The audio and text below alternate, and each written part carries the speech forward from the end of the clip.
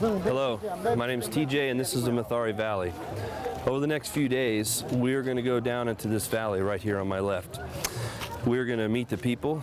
We are going to smell the smells, hear the sounds, and tell the stories of the folks that God is leading us to work with.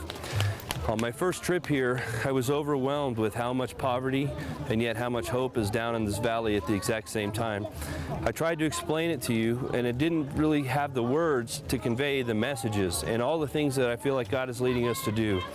So we're here this time to bring a video camera, to bring a team of people, so that when we go down into this valley, we can capture in a better way not only the people and the hope, but also the future that God is leading us into. So I hope that you will, as you watch this video, catch a sense of all the things that God is leading us to do, the lives He's leading us to change, the impact He's leading us to make.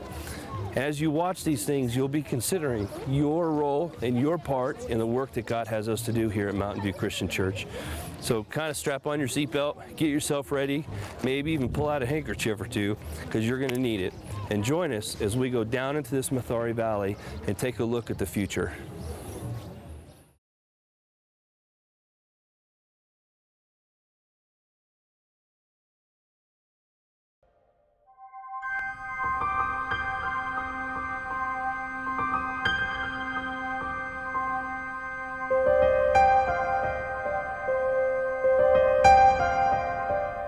Imagine your life, that instead of being born to this, you were born to this.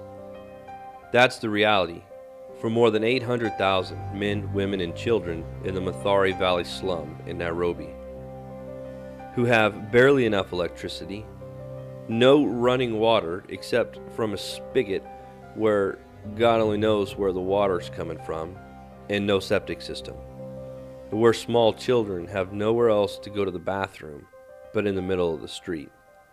The saddest part is these villages are only minutes away from the modern world. Then you'd ask yourself, how can this happen in the 21st century? With all of our technology, with all of our politics, with all of our advancements we've gone through, how could this be? Literally, God only knows. The Mathare Valley slum is considered by many to be the poorest in the world. Most of the people who live here will never leave.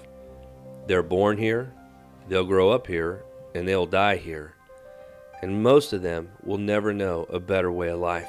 Most of these people earn about $1 a day, some of them as much as $2 a day, and probably 90% of that goes to pay the rent on their little shanty that they live in.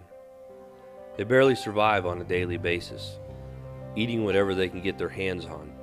Some have jobs selling produce, some sew for a living, some wash laundry for a living, some, about 70%, even sell themselves. Whatever it takes to survive in these ungodly conditions. In the Mathare Valley alone, there's an estimated 200,000 school-aged children who yearn for a better life. They have no idea what good things could lie ahead for them if only they were to be rescued out of this valley. So I want you to meet the Wambua family. They live in this 12 by 12 room along with their goats. And yes, I did say they're goats, all 6 of them.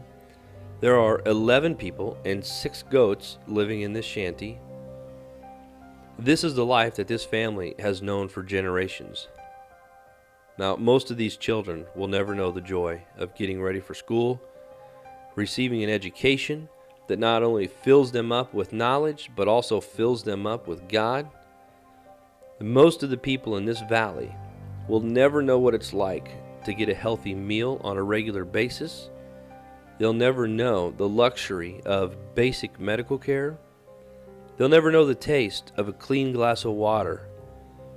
And many of them will never know the hope that anything will ever change. I know that this valley can look hopeless.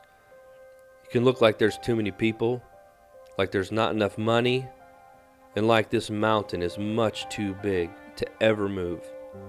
But it's just not true. I want you to know that no matter what it looks like, this valley is not hopeless. There are not too many people. There is not enough money. And this mountain is not too big to move.